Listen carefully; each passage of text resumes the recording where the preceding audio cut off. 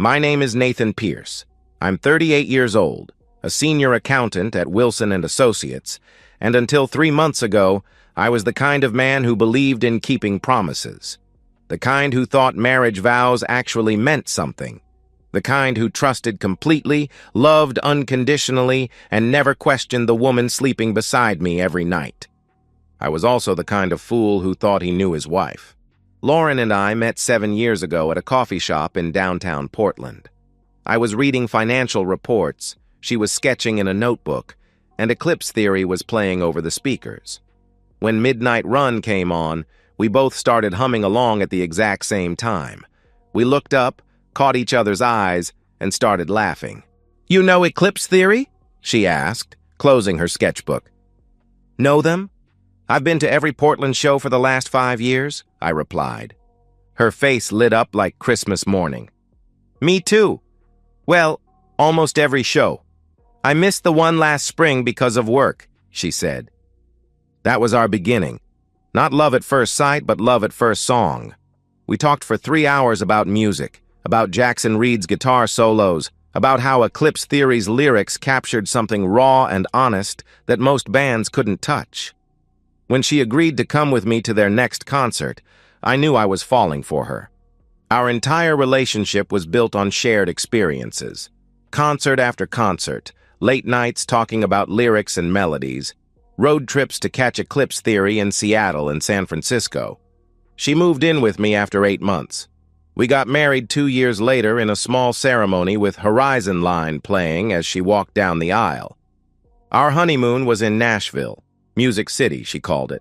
We spent 5 days hitting every venue, every record store, every place where music lived and breathed. On our last night, we caught Eclipse Theory at the Ryman Auditorium. Lauren cried during Forever Young Tonight. I held her hand and thought about how lucky I was to find someone who understood that music wasn't just entertainment. It was religion. Over 7 years of marriage, we attended 14 Eclipse Theory shows together. Every tour, every special performance, every time they came within driving distance, it was our thing, our tradition, the foundation of who we were as a couple. Lauren stopped working 3 years into our marriage. "I want to focus on building our home," she said, "making us a real family." I supported her without hesitation. I was pulling in $82,000 a year at the firm, enough for both of us to live comfortably. She filled her days with yoga classes, book clubs, shopping trips with her friends. I worked long hours, sometimes staying late to handle difficult clients or navigate complex audits, but I never minded. I was providing. I was building something stable for both of us. We were happy, or at least, I thought we were happy. Then came the announcement that changed everything. Eclipse Theory's Midnight Horizon Tour. 2 nights at the Paramount Theater in Portland. When Lauren saw the dates, she was ecstatic. She immediately started planning what to wear, talking about how close our seats would be, wondering if they'd play any new songs. I checked my calendar and felt my stomach drop. Quarterly audit. The week from hell that happens 4 times a year at Wilson & Associates. 16-hour days, mountains of paperwork, and absolutely no flexibility. The Paramount shows were Thursday and Friday night. I'd be buried in spreadsheets both evenings, probably not leaving the office until midnight. "Both nights?" Lauren's voice went cold when I told her. "Nathan, we've never missed an Eclipse Theory show." "I know, baby. I'm sorry. The timing is just terrible," I answered. "Can't you switch with someone? Take a day off?" she pressed. I explained about the audit, about the deadlines, about how Wilson had 3 major clients depending on our team to get their numbers right. She listened, but I could see something changing in her eyes. Something I couldn't name then. Looking back now, I can see it clearly. It was opportunity. "Why don't you take Megan?" I suggested. "She loves Eclipse Theory almost as much as we do." Megan was Lauren's childhood best friend, her maid of honor, the person who knew Lauren better than anyone except me. They'd grown up together, stayed close through college, and maintained their friendship even when life pulled them in different directions. "Megan?" Lauren considered this for a moment. "Yeah, actually, that could be fun." Girls' night out, she agreed, but something had shifted. The excitement in her voice was different now, sharper, more secretive. But I was so relieved to have found a solution that I didn't think too hard about it. Friday night, I was at the office until almost 11, buried in audit documentation and compliance reports. Around 9:30, I took a break and texted Lauren, "Have fun tonight. Tell the band I said hi. Love you." She replied immediately, "Will do. Love you too. Don't work too hard." I meant every word of that text. She didn't mean a single word of her reply. I had no idea that as I typed those words, Lauren was already at the concert, already moving through the crowd towards something that would destroy our marriage forever. I had no idea that this was the last normal moment we would ever share. I trusted completely. I suspected nothing. I was working late, providing for our future, while my wife was choosing to obliterate it. I didn't learn what happened that night until the next morning. But I need you to understand exactly what went down while I was buried in spreadsheets, trusting my wife completely. What I'm about to tell you comes from Megan, the only person who witnessed Lauren's betrayal firsthand, the only person brave enough to tell me the truth. Megan picked Lauren up at 7 on Friday night. They'd planned to grab dinner before the show, maybe a drink or two to get in the mood. Lauren was electric with excitement, talking non-stop about which songs Eclipse Theory might play, whether Jackson Reed would do his signature guitar solo during Burning Bridges. They had excellent seats, front row, center stage, the kind of spots that cost a fortune but were worth every penny when your favorite band was performing. Lauren sang along to every word, her voice carrying over the crowd, her whole body moving to the rhythm. Megan told me later that she'd never seen Lauren so alive, so completely in her element. After the show, as they were gathering their things and preparing to leave, Lauren pulled out 2 VIP passes. "Where did you get those?" Megan asked. "Bought them online," Lauren said casually. "Thought it might be fun to meet the band." This was news to Megan. Lauren had never mentioned VIP passes, but she figured Lauren wanted to surprise her, maybe make up for me not being there. So they made their way backstage to the meet and greet area. The backstage lounge was crowded with other VIP ticket holders, but it didn't take long for Jackson Reed to notice Lauren. He was still in his stage clothes, black jeans, a vintage Eclipse Theory t-shirt, his signature leather jacket. His dark hair was messy from performing, and he had that post-show energy that made him magnetic. He zeroed in on Lauren immediately. "Hey," he said, appearing beside her with a beer in his hand. "You were singing along to everything tonight. I could hear you from the stage." Lauren's face flushed. "Really? I didn't think you could hear individual voices," she replied. "Trust me, I could hear you." "What's your name?" he asked. "Lauren," she answered. "Beautiful name." "I'm Jackson, obviously," he said with a smile. Megan told me later that she immediately felt uncomfortable, not because he was being inappropriate, but because of how Lauren was responding, like a schoolgirl meeting her crush. "Who'd you come with tonight?" Jackson asked, glancing at Megan. "This is my best friend Megan," Lauren said.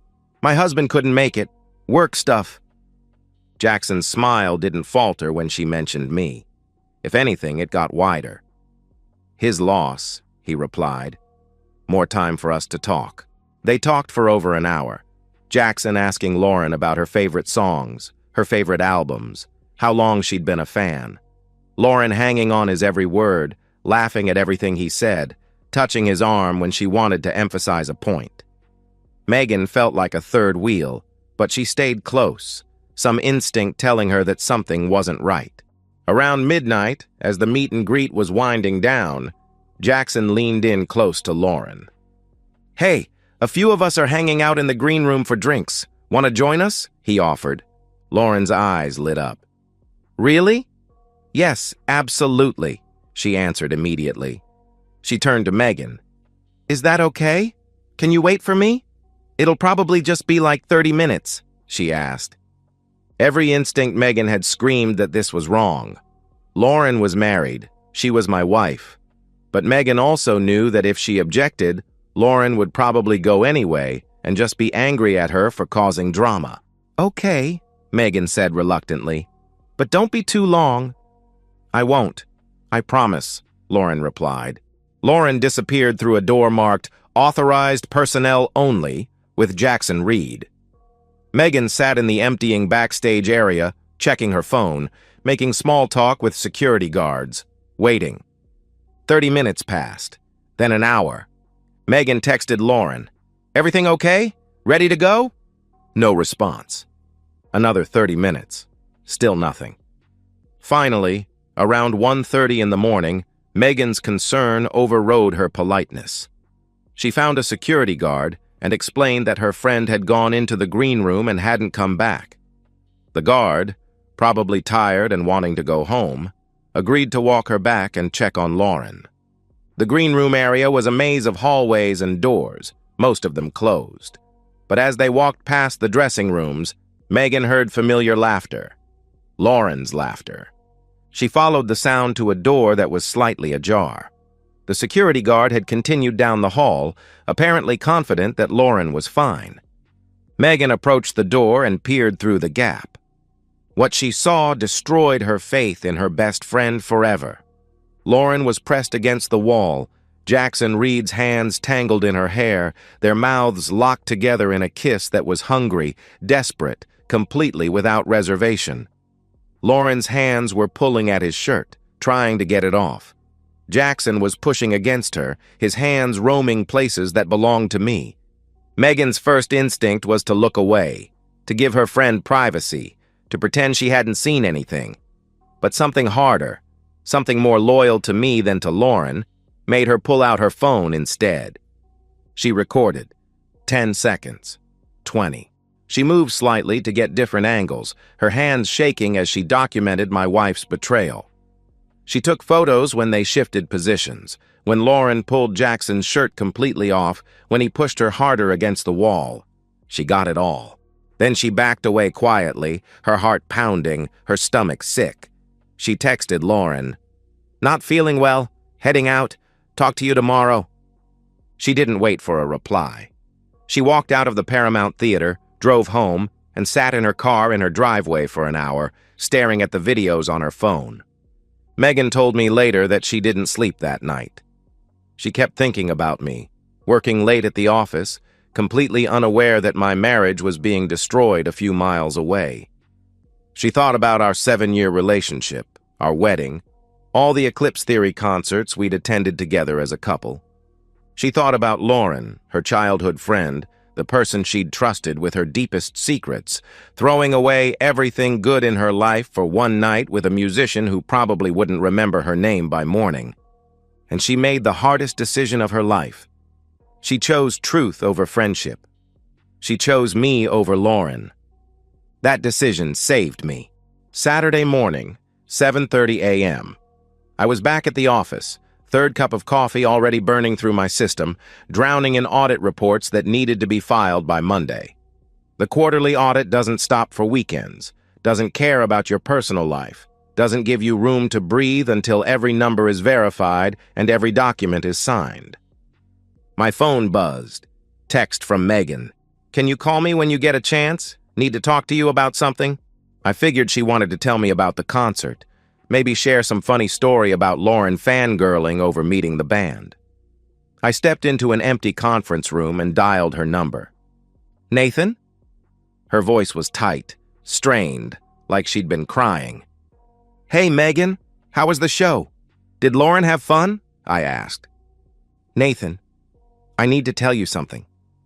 And it's going to be really hard to hear," she said carefully. The way she said it made my stomach drop. "What's wrong? Is Lauren okay?" I asked. "Lauren cheated on you. Last night. With the guitarist. With Jackson Reed. I saw them. I recorded it," she said, her voice breaking. The words hit me like physical blows. For a moment, I couldn't process what she was saying. Lauren cheated. My Lauren. My wife of 7 years, who cried at our wedding, who called me her soulmate, who'd never given me a single reason to doubt her. "Are you sure?" I heard myself asking. "Maybe it just looked—" "Nathan, I'm sending you the videos right now. I'm so sorry, she interrupted. My phone buzzed. 3 video files, 4 photos. I opened the first video with shaking hands. There was my wife, my Lauren. Kissing another man like her, life depended on it. Hands in his hair, pulling his shirt off, pressing against him like I didn't exist. Like our marriage didn't exist. Like 7 years of love and trust meant nothing. I watched all 3 videos, looked at every photo, different angles of the same betrayal. Clear, undeniable, devastating proof that the woman I loved, the woman I'd worked late to provide for, had chosen to destroy us for a stranger. I didn't scream. I didn't break down. I didn't throw my phone or punch the wall or collapse in grief. Instead, something ice cold settled in my chest. Crystal clear thinking. Perfect, surgical calm. I called my attorney. Robert Hayes had handled my business contracts for years. He was expensive, ruthless, and brilliant. He answered on the second ring. "Nathan, it's Saturday morning. What's going on?" he asked.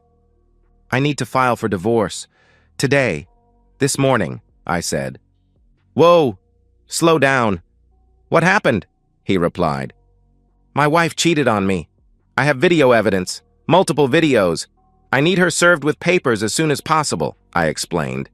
"Send me everything you have. I'll review it and call you back in an hour," he said. "How fast can you move on this, Robert?" I pressed. "If the evidence is solid and you want her served today, I can make it happen. But Nathan, you need to think about this. Maybe you should take some time," he started. "No, I'm done thinking." "How fast?" I interrupted. "Give me 3 hours. I'll have the papers drafted and a process server ready to go," he replied. "Do it," I confirmed. I sent him the videos and photos. Then I left work. "Family emergency," I told my supervisor, and drove home. I moved through our house like a machine. No emotion, just execution. I went to our bedroom and pulled every piece of Lauren's clothing from the closet. Her dresses, her yoga pants, her fancy shoes, her Eclipse Theory t-shirts. Everything that belonged to her, everything that carried her scent, everything that reminded me of the woman who'd just obliterated our marriage.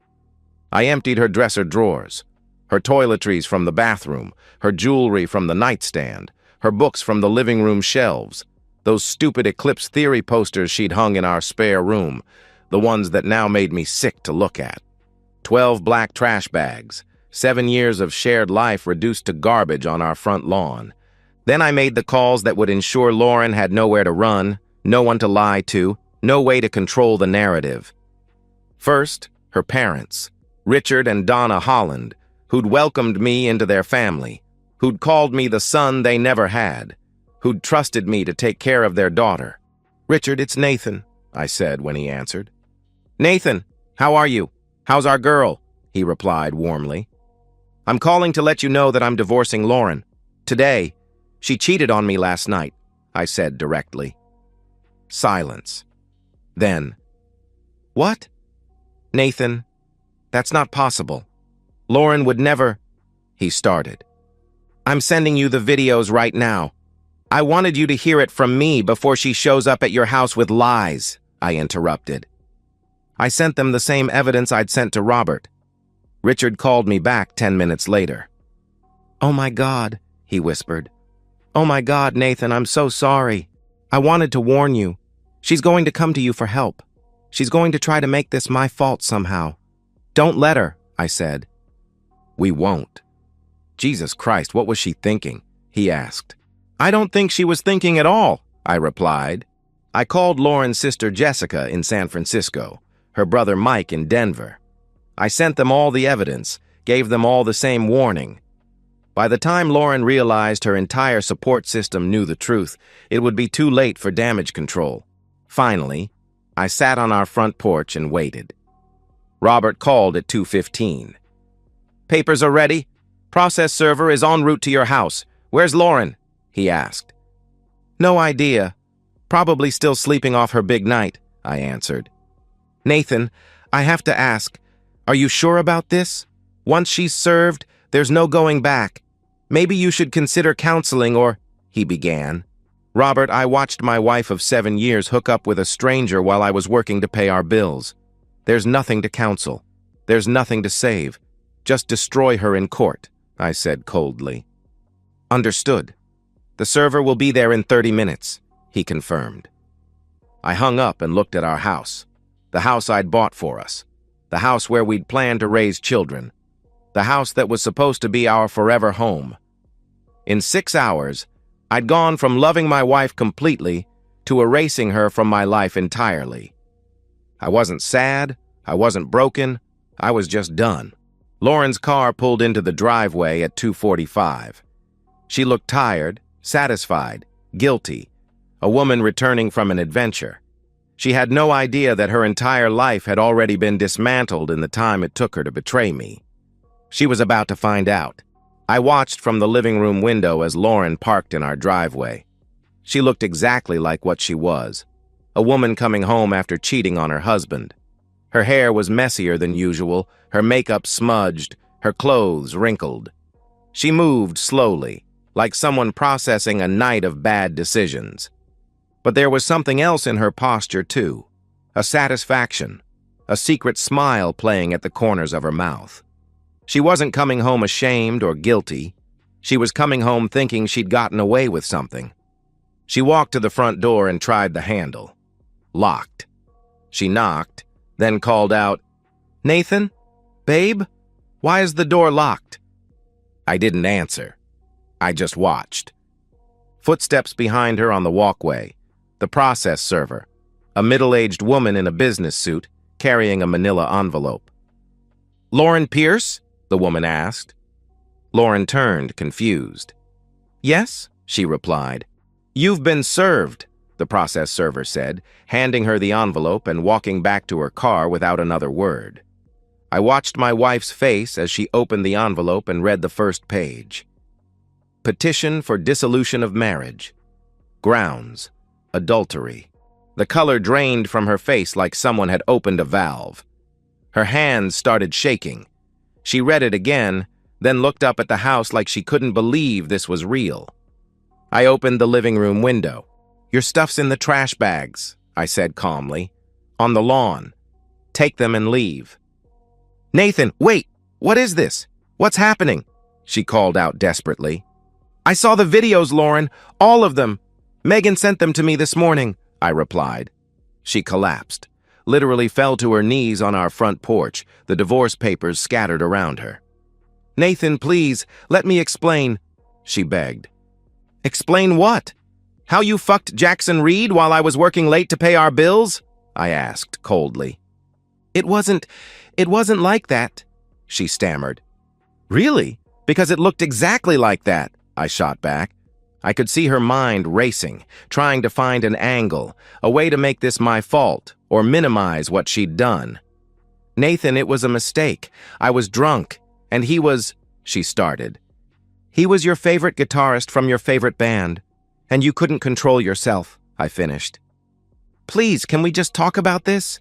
Can you come outside and we can—" she pleaded. "No, we're done talking. We're done with everything. Take your stuff and leave," I said firmly. I closed the window. She pounded on the door for an hour, sobbing, begging, promising to change, swearing it would never happen again. She tried every window, every door, calling my name until her voice went hoarse. I never answered. I just sat in my living room listening to my wife's world fall apart, feeling nothing but cold satisfaction. Finally, around 4 o'clock, she gave up on getting inside. I watched her load the 12 trash bags into her car, struggling with the weight, tears streaming down her face. Some of the bags split, and her clothes spilled onto the driveway. She stuffed everything back in, desperate and humiliated. She drove away without looking back. I never saw her pull into our driveway again. But I knew where she was going, and I knew what was waiting for her there. Lauren went straight to her parents' house, probably expecting sympathy and shelter. She rang the doorbell, and Richard answered with a stone face. "Dad, please, I need to—" she began. "You're not welcome here," he said coldly. "What? Dad, What are you talking about? She asked, confused. Nathan called us this morning. He sent us the videos. We know what you did, he explained. Lauren's face went white. The videos? What videos? She asked weakly. Richard stepped onto the porch and closed the door behind him. The videos of you cheating on your husband, the man who's loved you for 7 years, the man who worked his ass off to take care of you while you were messing around with some musician, he said angrily. Dad, you don't understand, she tried. I understand perfectly. You threw away the best thing in your life for one night with a stranger. You humiliated yourself, you humiliated your husband, and you humiliated your family, he replied harshly. Please, I just need a place to stay while Nathan and I work this out, she pleaded. There's nothing to work out. Nathan's divorcing you, and frankly, I don't blame him. You made your choice last night. Now live with it, he said, stepping back toward the door. Richard went back inside and shut the door. Lauren stood on her parents' porch, completely alone, with nowhere to go. She tried calling her sister Jessica, her brother Mike, old friends from college. One by one, they either didn't answer or told her they couldn't help. Word travels fast in small circles, and I'd made sure everyone who mattered knew the truth before Lauren could spin her own version. By evening, she was checked into a cheap motel off the interstate, paying with a credit card that I would cancel the next business day. I found out later that she tried calling me that night. 47 missed calls. I'd already blocked her number. Sunday morning, she showed up at the office building where I work, waiting in the parking lot for me to arrive. Security escorted her off the property after I explained that my soon-to-be ex-wife was harassing me. She tried one more time at the house on Tuesday, but the locks had already been changed. She sat in her car across the street for hours, just staring at what used to be her home. A patrol car showed up around dinner time. Apparently, one of the neighbors had called about a suspicious vehicle. When the officer ran her plates and realized she was my estranged wife, he gave her a choice: leave voluntarily or be arrested for trespassing. She left. That was the last time I saw her face to face. I wasn't triumphant. I wasn't broken. I was just resolved, clean, free. The divorce took 3 months to finalize. She tried to fight it, tried to claim the adultery evidence was somehow inadmissible, tried to get half of everything despite being the one who destroyed our marriage. She failed. 3 months later, on a rainy Tuesday morning in October, I signed the final divorce decree. 7 years of marriage officially dissolved. Lauren Pierce became Lauren Holland again, though I doubted the name change would erase what she'd done or who she'd become. I kept everything: the house, my retirement accounts, my savings, even my Eclipse Theory vinyl collection. Oregon is a no-fault state, but when you have video evidence of adultery and a spouse with no income or assets to speak of, the division of property becomes pretty straightforward. Lauren's attorney, a public defender she couldn't really afford, advised her to take whatever settlement I offered rather than fight a battle she couldn't win. She took it. I'm dating again now. Slowly. Carefully. There's a woman named Sarah who works at the bookstore downtown. We've had coffee a few times, dinner twice. She's kind, honest, divorced herself. She understands that trust is something you build carefully, brick by brick. Megan remains one of my closest friends. We meet for coffee sometimes. She still apologizes for that night. You saved me, I tell her every time. Without you, I might have lived in ignorance for years. You gave me back my life. Lauren lives in a 1-bedroom apartment across town now. Works retail, her first job in years. Her parents haven't spoken to her since the divorce was finalized. Most of our mutual friends chose sides, and most chose mine. She sends Megan hateful texts sometimes. You ruined my life. Megan blocks her. I heard through the grapevine that Lauren tried to reconnect with Jackson Reed. He ghosted her. She was just another groupie. He never cared. I'm 38, divorced, and I'm okay. Better than okay. My advice to anyone reading: surround yourself with people who tell you the truth, even when it hurts. And if someone betrays you, walk away clean. No second chances, no what-ifs. Life's too short for people who don't deserve your loyalty. I don't hate Lauren anymore. I don't think about her at all. And that's the best revenge. I went to another Eclipse Theory concert last month with Sarah. We had great seats, and when Jackson Reed played his guitar solo during Burning Bridges, I felt nothing but appreciation for the music. Sarah held my hand during Forever Young Tonight, and for the first time in years, the music meant something pure again. When the show ended, Sarah asked me what I thought. I think, I said, that was exactly the concert I was meant to see. Sometimes the best revenge isn't what you take from someone who betrayed you. Sometimes the best revenge is simply being happy without them. And that's the end of today's story. If you enjoyed it, please give this video a thumbs up and drop a comment below. Your support helps the algorithm push my content further. If you're new to the channel, don't forget to hit that subscribe button. It really helps me keep creating more stories for you. Thanks for watching, and I'll see you in the next one.